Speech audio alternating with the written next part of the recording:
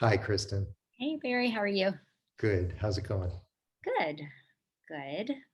I'm excited to discuss the mother with you today.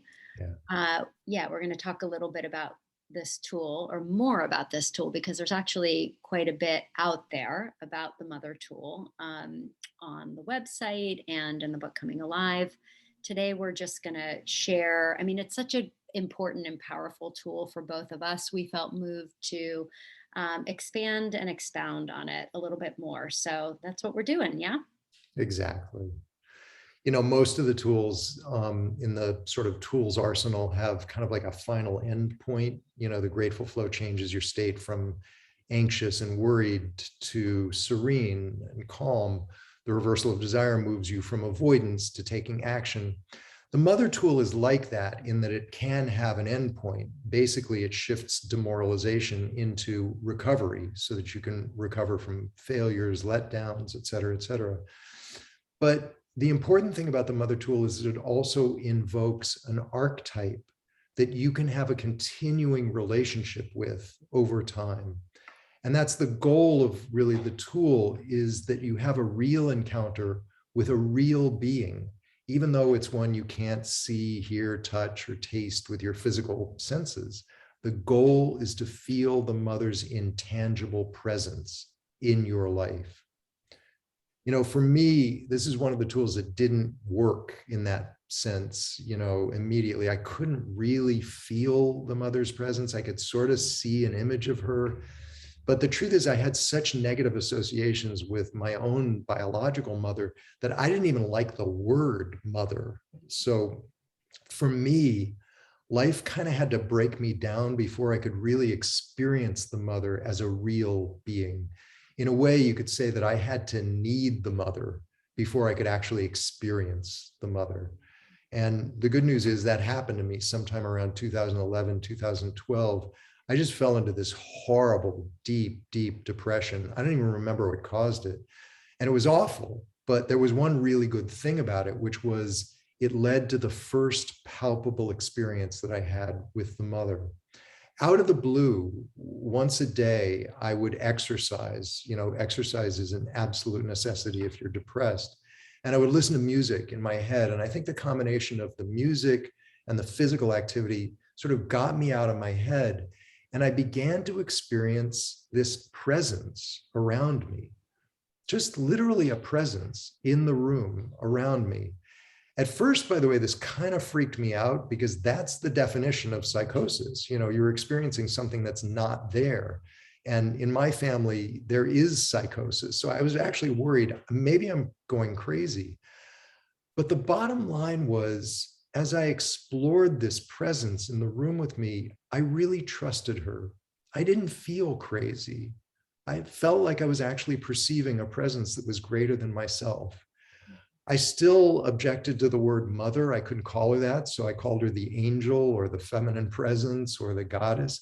But it didn't matter what I called her. What mattered was I had never experienced this kind of maternal energy before. It was so loving and yet so respectful of my autonomy in a way that I'd never experienced in another human being. It was almost like the mother was saying, I see you. I see all of your potential. And I also see all of the ways in which you hold yourself back. And I'm not going to approve or disapprove of your choices. I'm just interested, in fact, fascinated in what you're going to do with what you've been given, which was so different. I mean, it meant that she was going to love me no matter what I achieved. And if I sabotaged myself or fucked everything up, she was still going to love me. That palpable feeling of unconditional love broke me open. It just laid waste to all my defenses. And I felt undone, but in a good way, in the radiance and fullness of her love. The whole experience lasted for about a year, but it really left me changed. It left me feeling whole for the first time in my life. I felt like I had been broken apart and reassembled in a stronger and more secure way. That's so beautiful. My experiences kind of similar to yours, it was such a liberating tool for me because it, helped me go beyond the limitations of my relationship with my actual learning the tool, helped me go beyond the limitations of my relationship with my actual mother, who was born to Holocaust survivors, grew up in Germany, in the aftermath of the Second World War. It really took its toll on her. And when you taught me this tool, it was a revelation to really understand and practice connecting, that I could connect to the archetypal mother, that was available to me at any time at will, these qualities that I long for, that we all long for. And I think there's a universal truth there, because the fact is, none of us gets a perfect mother. In fact, I'm in the process of mothering, and I'm currently passing along my human foibles and shortcomings to my children.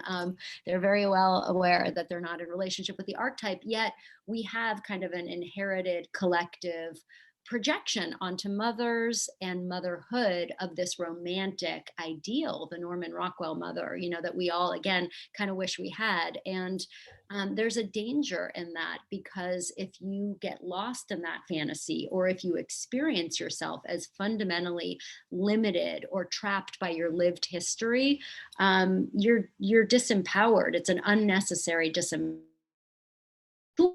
antidote to that. No matter what, I mean, I love teaching this to people, because no matter what mother you got, wherever she falls on the spectrum of awesome to like totally, kind of broken, you can practice. You're at, choice, and you have the agency to practice accessing the expansive, eternal qualities of the feminine, again, that we all long for, that things you were talking about, the qualities like this fierce, unconditional, stubborn love that is so strong, it sees through. She sees through our failures, our shortcomings, our sins, our mistakes. We all have all of that.